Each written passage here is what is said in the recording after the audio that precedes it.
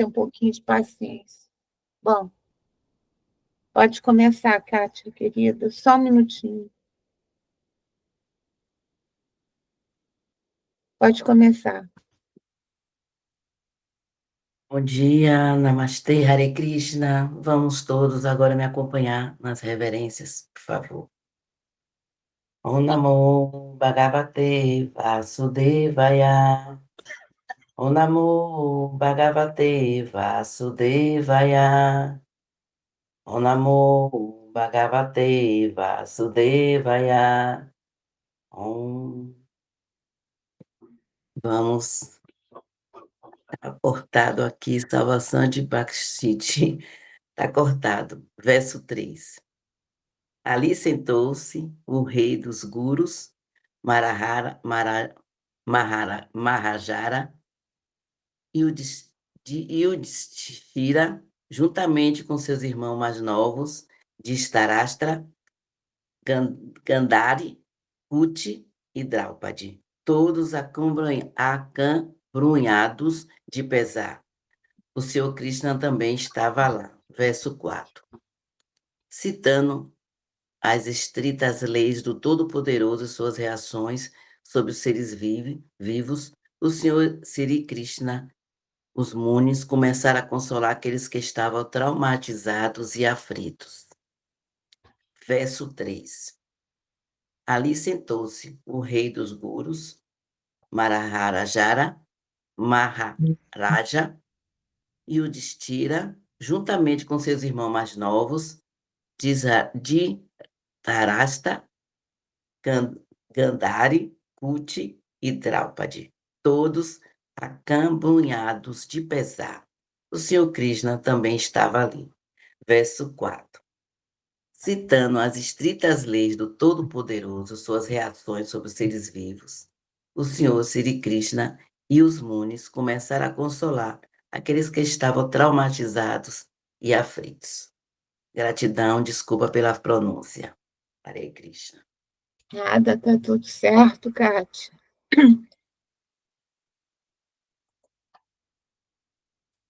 Vou botar o verso em sânscrito.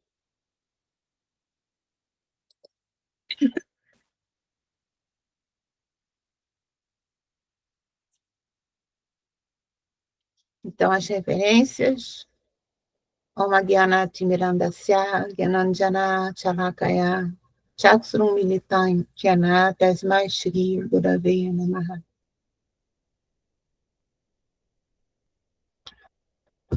Então, nós estamos lendo o Srimad Bhagavatam, canto 1, capítulo 8, versos 3 e 4. Verso 3. Tatrasinam Kurupatim Dhritarashtram Sahanujam Gandharim Putra Shokartam Pritam Krishnam Chamantava. Verso 4. Santvaya Masham Ashamunibir Hatabandum Shukcharpitam Bhuteshu Kalasyagatim Darshayam Napratikriyam.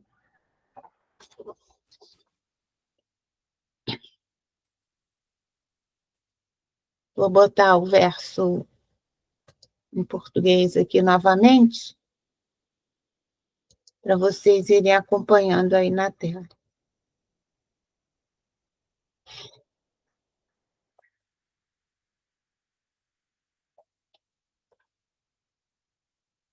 Namastê, Hare Krishna. Vamos lá, então.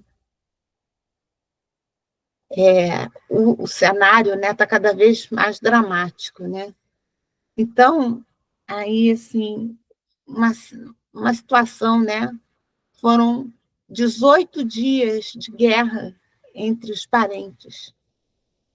Praticamente morreu todo mundo, muitas e muitas pessoas morreram. E aí, nesse momento, né, vocês podem perceber que o luto é muito intenso. Todos estão muito traumatizados, muito aflitos, pesarosos. E o motivo principal dessa guerra foi a disputa pelo trono de Hastinapura, que é uma cidade um lugar lá na Índia, bem pertinho de Nova Delhi, onde é Nova Delhi atualmente. Então, essa disputa pelo trono entre dois grupos da mesma família real, os Pandavas e os Kauravas. Ou seja, eram a família, e o motivo principal dessa guerra foi a disputa pelo poder. E até hoje, né, passaram 5.000 anos, e é só a gente ligar a televisão, olhar o celular, qualquer mídia, essas notícias, e aí a gente percebe que essa causa das desavenças, até hoje, é basicamente a mesma. É a imposição ou a disputa pelo poder. Então, sejam as guerras entre os países, conflitos na família, conflitos em trabalho. Se a gente for analisar a fundo a raiz de todas essas desavenças, né, dos conflitos, de guerras, de um modo geral, é uma disputa pelo poder, que é a nossa porção tit em desequilíbrio, que é isso que a gente está aqui para equalizar. Nós já vimos isso na Bhagavad Gita. Quem fez o curso, né, quem acompanhou, quem faz o sadhana há bastante tempo, nós temos essas 3 energias, Sat, Chit e Ananda. Então, Sat é a consciência que a gente existe, né? Nós somos pessoas e tudo. Chit é o conhecimento e o poder, né? Porque conhecimento traz poder também. E Ananda, a bem-aventurança. E essa também é a mesma estrutura da suprema personalidade de Deus, pois nós somos centelhas divinas, partes do Supremo e almas imortais e eternas. Mas, como a gente ainda é bebezinho, muito imaturo, né? Assim, somos os bebês na escala da evolução. Então, essa nossa porção Tit, essa porção de poder, ela está um pouco descalibrada. E quando a gente adquire a consciência de que a gente tem poder, que a gente pode explorar esse poder, né? Aí a gente tem o desejo de explorar esse poder, e às vezes a gente comete muitos erros muito graves. E aí a gente tem aqui um caso extremo, né, dessa batalha.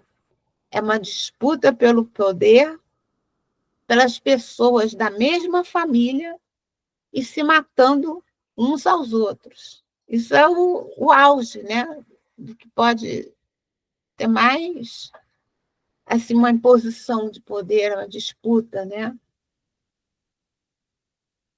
E essa situação de extremo pesar que aconteceu há cerca de 5.000 anos atrás não é muito diferente dessa nossa situação que a gente vive atualmente, né? Que todos vivemos. A história do planeta é essa. Estamos sempre vivendo com medo, confusão mental, ansiedade, né? Somos 8 bilhões de pessoas vivendo aqui atualmente que estão confusas, vivendo aqui nessa clínica, né, como o Prabhu fala, nessa clínica chamada Maia, e nós estamos sujeitos aqui eternamente a essas leis definitivas da natureza, né, as leis da natureza que são nascimento, velhice, doença e morte. Ninguém escapa disso. A gente nasce com a certeza que vai morrer. No meio do caminho, a gente, né, provavelmente vai ter, em algum momento, doenças. Alguns ficam velhos, outros nem isso, vão embora antes, né? Tanta coisa acontece. E aí, como é que é a nossa vida? Ou a gente está vivendo um luto, porque está apavorado com o mundo, meu Deus, quanta guerra, quanta gente sofrendo, isso é um luto interno. Ou a gente está preocupado com doenças que a gente adquire, com doenças de nossos familiares, e se somos mais velhos, estamos com medo da morte, ou preocupados com a morte, ou possíveis doenças das pessoas que a gente ama. Então, gente, é um medo e uma ansiedade latente, né? É sempre assim, a gente sempre tem lá aqueles momentos, né, de alegria, felicidade e tal, mas a base de tudo é esse medo constante, essa ansiedade constante. E aí, no verso seguinte, o que é que Krishna fala? Citando as estritas leis do Todo-Poderoso e suas reações sobre os seres vivos, o Senhor Sri Krishna e os Munis começaram a consolar aqueles que estavam traumatizados e aflitos. Aí ele diz, citando as estritas leis do Todo-Poderoso e suas reações sobre os seres vivos. Então, é aí que Krishna vai começar a falar ali com as pessoas todas, né? Ele vai citar as estritas leis. E essas estritas leis do Todo-Poderoso, elas estão aonde? Na Bhagavad Gita. Tudo aquilo que Krishna falou antes da batalha começar, que falou para Arjuna, ali no campo de batalha, né? Um olhando, Arjuna olhando para o outro exército, tudo aquilo que a gente já viu. E agora ele vai consolar essas pessoas que estão, né, em choque ali. E todos nós, nessa vida, com certeza, já passamos muitos momentos de aflição, né? E a gente, o quê? Precisa de alguma coisa, a gente fica numa ansiedade, queria alguma coisa para acalmar o coração. E aí eu vou contar para vocês uma experiência pessoal minha aqui. Então, o livro mais valoroso que eu já li toda a minha vida, eu estou falando isso com o meu coração mesmo, foi a Bhagavad Gita. Em uma época que eu passei, né, por muitos medos, muitas ansiedades, esse livro, a Bhagavad Gita, era o meu único consolo. Sinceramente, era o único consolo que eu tinha. Nada mais conseguia acalmar meu coração. E aí eu lia, eu relia, eu estudava ali os comentários, tudo isso sozinha. Foram anos assim. E hoje, né, atualmente, olhando assim para trás, eu entendo que eu nunca estava sozinha nessa leitura, nesse autoestudo. Eu fisicamente me achava ali sozinha, eu lendo aquilo. Na época, eu não tinha nenhum sadhana, nenhum grupo para me apoiar, nenhum Shiksha Guru, tipo Devananda Prabhu. Era só a Bhagavad Gita e eu. Mas, com certeza, eu sei que eu não estava sozinha. Aí esse livrinho meu, né, uma Bhagavad Gita pequenininha, que ele se desintegrou, né? Sabe, quando fica caindo as folhas e tudo.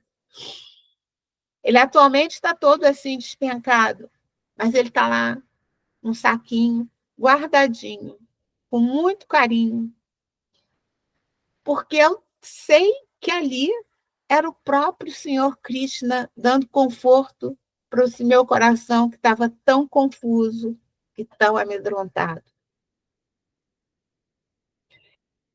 Foram tempos bem difíceis, mas só de pegar o livro, só de tocar a Gita, eu abria num verso aleatório, assim como ler um oráculo, como ler um guia. Só de abrir, só de tocar já me dava um conforto. E aquele livro, aquela Gita, aquela leitura que eu fazia ali, foi o que me deu força para continuar. E aí, muitos anos passaram, né? Muitos anos depois, eu vim aqui, conheci o Prabhu, Devananda, fiz mapa com ele, comecei o sadhana aqui na sala dos mantras, assim, eu acho que ainda estava na pandemia. E aí eu conheci, né, vocês, esse grupo todo, essas pessoas tão queridas, tão sinceras. E eu tive a oportunidade de estudar esse livro de verdade. E esse livro eu considero um verdadeiro manual para essa vida, sabe? É o que dá paz no coração da gente. Eu sei que o caminho ainda é muito longo, a gente, né, nós somos pacientes nessa clínica, e ter a alta para voltar para casa não é fácil, não. Mas, diariamente, eu agradeço essa boa fortuna de ter tido essa rara oportunidade de estar aqui com vocês e de hoje estar aqui, sentada, contando isso para vocês. E eu só tenho isso para dizer. Vocês estudem a Bhagavad Gita. Façam esse curso da Seva. Gente, é grátis. Só precisa ter a disposição e a boa vontade, sabe?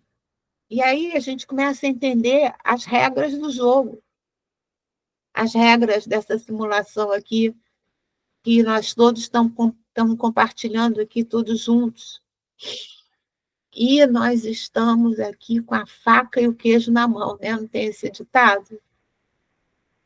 Então, a gente tem o sadhana todo dia.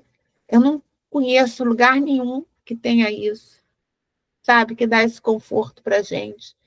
Tem a oportunidade de estudar a Bhagavad Gita, o curso dado pelo Prabhu, pela Devi, maravilhoso.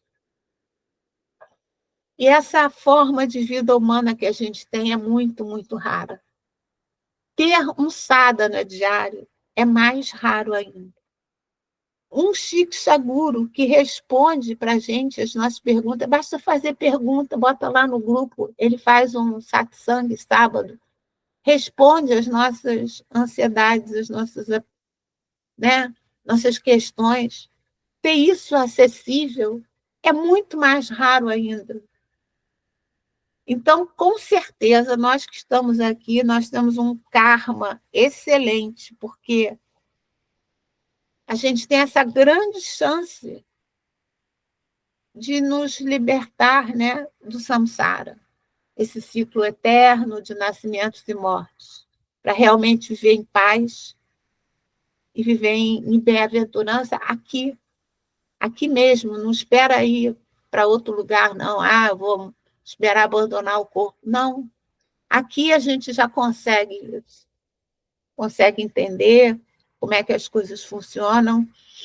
Claro que os problemas vão existir, claro que a gente vai se entristecer, se aborrecer, ficar com raiva, isso é humano. Mas a gente vai ver tudo com outra lente, com outra sabedoria, com outro conhecimento. Então, meninas, aproveitem a chance de vocês. Hare Krishna, Krishna Krishna, Hare Hare, Hare Rama, Rama Rama, Hare Hare.